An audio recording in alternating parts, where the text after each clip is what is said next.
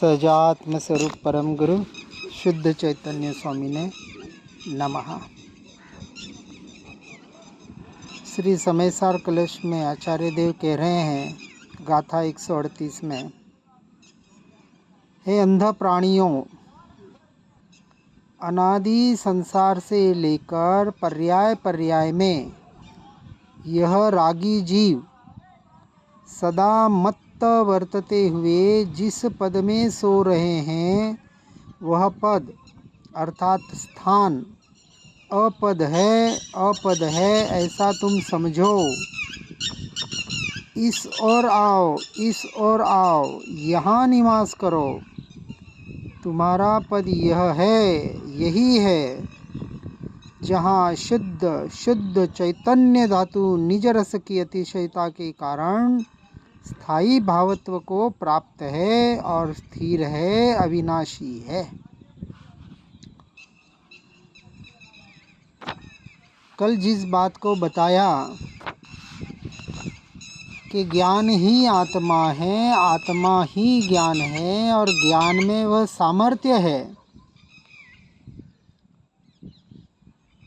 कि वह कर्मों को भोगता हुआ भी कर्मों से नहीं बंधता। किसके आधार पर? तो बताया भेद ज्ञान भेद विज्ञान के आधार पर।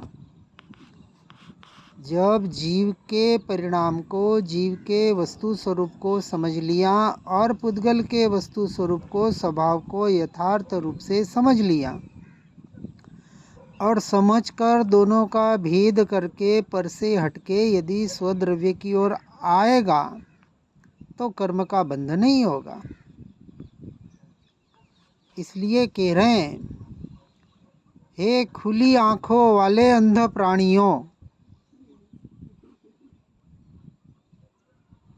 जो जन्मजात अंधे हैं वो तो ठीक,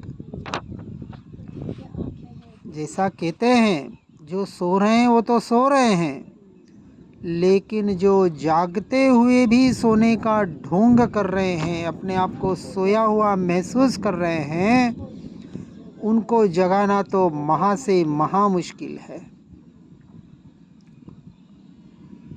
अंधी दौड़ में दौड़ने वाले हैं अंध प्राणियों, अनादि संसार से लेकर अनादि काल से यह जीव 84 लाख योनियों में परिभ्रमण कर रहा है और पर्याय पर्याय में हर समय उत्पादव्यय होने वाली यह पर्याय, उसमें यह रागी मोही जीव, रागी द्वेषी तो फिर भी बच जाएगा, लेकिन अनंतानुबंधी का बंध करने वाला ये मोह अर्थात दर्शन मोह, परद्रव्य में मैं और मेरापना, ऐसे जीव सदा मत्त वर्तते हुए अनादि काल से यह जीव पर में मत्त वर्तते हुए पर पद में सो रहा है। जो पद, जो स्थान अपद है अर्थात जीव का नहीं है, उसे अपद कहा। और इस ओर आओ, किस ओर? अपने स्वरूप की ओर, अपने स्वभाव की ओर, जो वास्तविक अपना निवास स्थान है, जो पद मेरा पद है, जहाँ शुद्ध चैतन्य धातु निज रस की अतिशयता के कारण स्थायी भावत्व को प्राप्त है। कैसा है? अचल, अविनाशी, स्थिर, ध्रुव, त्रिकाली तत्व, अनादि काल से जैसा था वैसा है और अनंत काल तक वैसा ही रहने वाला। अनादि काल से यह जीव पर को अपना मानकर परद्रव्य प्रभावों में ऐसा उलझा हुआ है। देखो ये मोह माया का जाल कि इतने सालों से सुन रहे हैं, पढ़ रहे हैं, फिर भी जीव जाग नहीं पा रहा है। इसलिए उन्हें अंध कहा कि आंखें तो खुली है, दृष्टि बाहर बाहर बाहर पर की ओर ऐसी रची पची है कि स्व की बातें सुनकर पढ़कर भी दृष्टि स्व पे कर नहीं पा रहा है। स्व पे दृष्टि का अर्थ समझना, ये हमारा उपयोग ज्ञान स्वभाव पर जा रहा है, हम आत्मा और शरीर को भिन्न मान रहे हैं, गलत बात है तब तक जब तक पर द्रव्य पर भावों में 100% मैं मेरापना जड़ मूल से निकल नहीं जाता। सम्यक दर्शन का अर्थ क्या? चौथे गुण स्थानक में अंश मात्र भी, एक अणु मात्र में भी मैं और मेरा अपना है तो सम्यक दर्शन नहीं है। ये परिभाषा चौथे की है। और ऐसा जीव संसार में रहकर कमल की तरह अलिप्त रह सकता है। कहना बहुत सरल है, उससे कई गुना करना, जीवन में परिवर्तित होकर अपनाना उतना महाकठिन है। परंतु फिर भी पुकार पुकार कर महापुरुष कह रहे हैं कि वह एक ही पद आस्वादन के योग्य है जो कि विपत्तियों का अपद है और जिसके आगे अन्य पद अपद ही भासित होते हैं। कौन सा पद? संसार के प्रति उदासीन होने वाला पद, क्योंकि उदासीन का अर्थ उद यानी ऊपर, आसीन यानी आसन ग्रहण करना, स्थापित होना। इस संसार के निकृष्ट पद से हटकर उत्कृष्ट ऐसे स्वरूप में स्वभाव के पद में आसीन होना सो उदासीनता है। सिर्फ संसार को छोड़ने का नाम उदासीनता नहीं है। औदासीन्य वृत्ति अध्यात्म की जननी बताया। वैराग्य, ज्ञान गर्भित वैराग्य, आत्मा के लक्ष्य वाला वैराग्य मोक्ष में कारणभूत है। ये दुख गर्भित मोह गर्भित वैराग्य संसार में भटकाने वाला है जब तक ज्ञान गर्भित वैराग्य न आ जाए। ऐसे दुख गर्भित और मोह गर्भित वैराग्य मुनिपद आदि धारण करके अनंत बार जीव अपने आप को ठग रहा है। इसलिए एक स्वपद आस्वादन के योग्य है जो विपत्तियों का अपद है। विपत्तियों का अपद का मतलब ये नहीं कि विपत्तियां ही नहीं आएगी। बड़े बड़े महापुरुषों को परिचय उपसर्ग विपत्तियां आदि आए, कर्म के उदय रहेंगे, लेकिन जिसने चौथे गुण स्थानक में ही बाहर के सुख में सुख बुद्धि और बाहर के दुख में दुख बुद्धि, जो रति अरति रूप पाप से बच गया है, हट गया है, जिसने बाहर के सुखों को सुख मानना छोड़ दिया, बाहर के दुखों को दुख मानना छोड़ दिया और वहाँ से दृष्टि हटाकर जो एकमात्र सुख स्वभावी भगवान आत्मा का आश्रय कर रहा है, उसे ये बाहर कितनी भी विपत्तियां आ जाए, दुख आ जाए, सुख आ जाए, जो भी परिणाम कर्म के उदय से हो जाए, उसमें अंश मात्र भी वो आसक्त नहीं होता, उसमें रचा पचा नहीं रहता है। वहाँ से दृष्टि हटाकर दृष्टि को अपने स्वरूप और स्वभाव में स्थिर करने का अब यहाँ पुरुषार्थ, सच्चा पुरुषार्थ ज्ञान गर्भित वैराग्य वाला जीव करता है, या यूं कहें होते हैं। क्योंकि कर्तु तो बुद्धि तो निकल गई, मुझे सहन करना है, मुझे कुछ करना है, नहीं। ये जो हो रहा है उसको मैं जानने वाला और उसको जानते वक्त अपने ज्ञान स्वभाव को स्वयं से स्वयं को जानने वाला, ऐसे स्वपद में आरूढ़ होकर जो बाहर से दृष्टि हटाता है उसको अन्य पद अपद ही भासित होते हैं, अपना पद मालूम ही नहीं होता। बाहर से राजा हो, प्रधानमंत्री बन जाए, कुछ भी बन जाए, कौन सा भी बाहर का पद हो, पद तो बहुत है। कोई पिता है, कोई भाई है, कोई बहन है, कोई पति है, कोई क्या है, जो भी है, ये भी सारे पद है। समाज में सारे अध्यक्ष मंत्री आदि पद है। जिस जिस भी पद पर, चाहे नौकरी पर हो, चाहे बिजनेस में हो, ये बाहर के सारे पद, पुद्गल के पद ज्ञानी को अपद भासित होते हैं, अपने भासित नहीं होते हैं, पराये लगते हैं।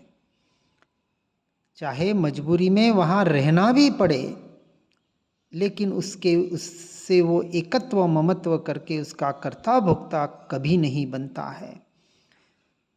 इसलिए आगे गाथा 142 में कहते हैं, कोई जीव तो दुष्कर्तर और मोक्ष से परांगमुख कर्मों के द्वारा स्वयमेव क्लेश पाते हैं, और पाते हैं तो पाओ, और अन्य कोई जीव महाव्रत और तप के भार से बहुत समय तक भग्न होते हुए क्लेश प्राप्त करे तो करो, किंतु जो साक्षात मोक्ष स्वरूप है, निरामय पद है और स्वयं संवेद्यमान है, ऐसे इस ज्ञान को ज्ञान गुण के बिना किसी भी प्रकार से वे प्राप्त नहीं कर सकते।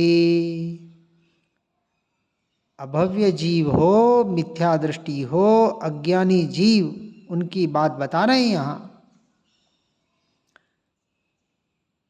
कि बहुत से तो जीव, अधिकतर जीव हम देख रहे हैं संसार में कि मोक्ष से परांगमुख होने की वजह से दुष्कर्तर कर्मों के द्वारा स्वयं क्लेश पाते हैं, पा रहे हैं। अब यहाँ सम्यक दृष्टि जीव क्या करेगा? सबको, किसी को सुधारने नहीं जाएगा।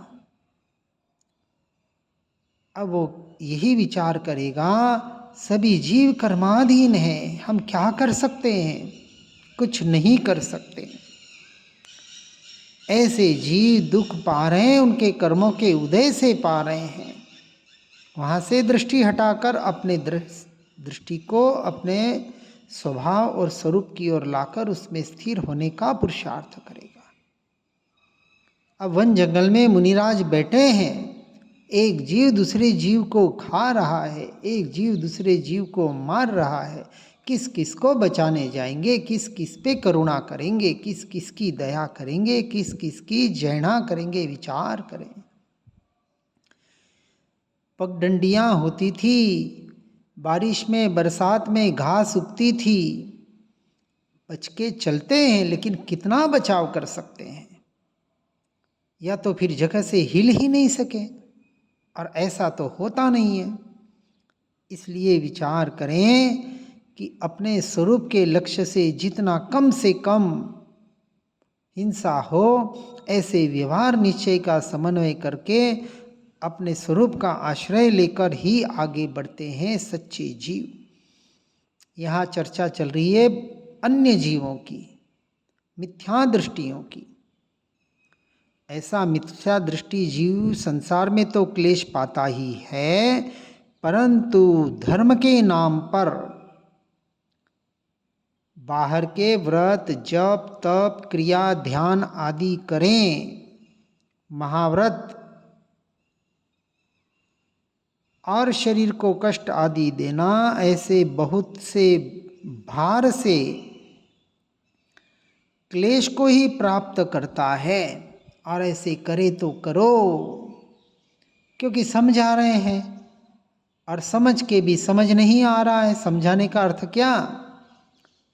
शास्त्रों के माध्यम से, कोई सद्गुरु के माध्यम से, आज जैसे ये वाणी हमको मिल रही है तो सभी को मिल रही है। जो साधु संत हैं उनको भी यह वाणी पढ़ने सुनने को मिल रही है, फिर भी सभी इसका स्वीकार नहीं कर पा रहे हैं। तो क्या कर सकते हैं? इसलिए ऐसे जीव जो साक्षात मोक्ष स्वरूप निरामय पद स्वयं संवेद्यमान हैं, ऐसे इस ज्ञान को ज्ञान गुण के बिना ज्ञान गर्भित वैराग्य न होने की वजह से अपने स्वरूप और स्वभाव का यथार्थ श्रद्धान स्वीकार न होने की वजह से बाहर के चर्या को, बाहर की क्रिया को धर्म मानकर, उससे मोक्ष मानकर यह जीव अपने आप को ठग रहा है। और ऐसे जीव ज्ञान गुण के बिना, अपने ज्ञान स्वभाव का आश्रय किए बिना किसी भी प्रकार से उस मोक्ष मार्ग को प्राप्त नहीं कर सकते। मोक्ष तो बहुत दूर, यहाँ मोक्ष मार्ग की बात हो रही है। मार्ग पर चलें तो अपने गंतव्य तक, अपने अंतिम स्थान तक पहुंच सकेगा। मोक्ष व्यवहार की अपेक्षा से लक्ष्य है और उसकी शुरुआत पहले गुणस्थानक से होती है। 14वें गुणस्थानक के अंत में मोक्ष की प्राप्ति होती है। और पहले गुणस्थानक से कैसे? क्योंकि जब तक पहले गुणस्थानक में मोक्ष मार्ग के यथार्थ स्वरूप को ही नहीं समझेगा, स्वपर का भेद नहीं समझेगा, व्यवहार निश्चय मोक्ष मार्ग किसे कहा उसकी यथार्थ समझ गुणस्थानक के आधार पर नहीं होगी, तो जीव मोक्ष मार्ग में प्रवेश ही नहीं कर पाएगा। क्योंकि प्रवेश करने वाले सम्यक तो सन्मुख होकर चौथे गुणस्थानक में स्वसंवेदन प्रत्यक्ष आत्मानुभूति के आधार पर निश्चय सम्यक दर्शन की प्राप्ति करके मोक्ष मार्ग में प्रवेश करते हैं। पहले गुणस्थानक वाला सम्यक्त्व सन्मुख जीव अभी आंगन में खड़ा है और चौथे गुणस्थानक वाले ने उस मोक्ष मार्ग के द्वार को खोलकर उसके भीतर प्रवेश किया है। अब विचार करना, हम आंगन में हैं या हमारा प्रवेश हो चुका है। अभी आंगन में खड़े रहने वाले, क्योंकि दरवाज़ा खुला नहीं है, फिर भटकने के बहुत चांसेस हैं। इसलिए किसी भी तरह से एक बार मोक्ष मार्ग का दरवाज़ा खोलकर उसमें प्रवेश कर लो, बस इतना भी इस भाव में हो जाए तो सम्यक दर्शन का यथार्थ व्यवहार निश्चय स्वरूप दोनों को समझना पड़ेगा। और नहीं समझोगे तो व्यवहार से कहते ना भगवान उसका मालिक है।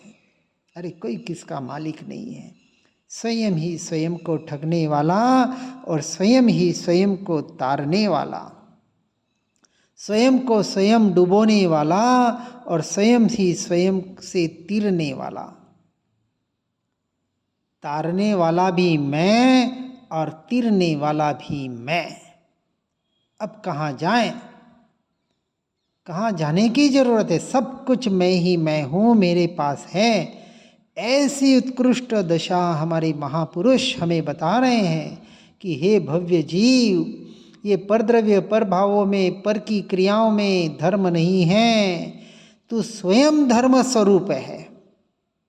अपनी ओर दृष्टि कर ले, अपनी पर्याय को अपने शुद्ध बनाने के लिए शुद्ध स्वभावी भगवान आत्मा का आश्रय कर ले, तो ये त्रिकाल शुद्ध पर्याय भी जो शुद्ध ही परिणमित हो रही है और जो अशुद्ध रूप प्रतिभासित हो रही है, वहाँ से हटकर ये शुद्ध का आश्रय करके यह जीव संवर निर्जरा के द्वारा उस मोक्ष मार्ग का अधिकारी बनकर अपने इस मनुष्य जन्म को सफल कर सकता है। हर जीव इस बात को सुनकर पढ़कर इस मार्ग में आगे बढ़ने का प्रयास करें। इसी भावना के साथ ओम नमः सिद्धम। जिन वाणी के ज्ञान से हो सम्यक श्रद्धान, हो चारित्र महानवर पाऊँ पद निर्वाण। हे जिनवाणी भारती तो है जपो दिन रैन। जो तेरा शरणाम ग्रहे सो पावे सुख चैन।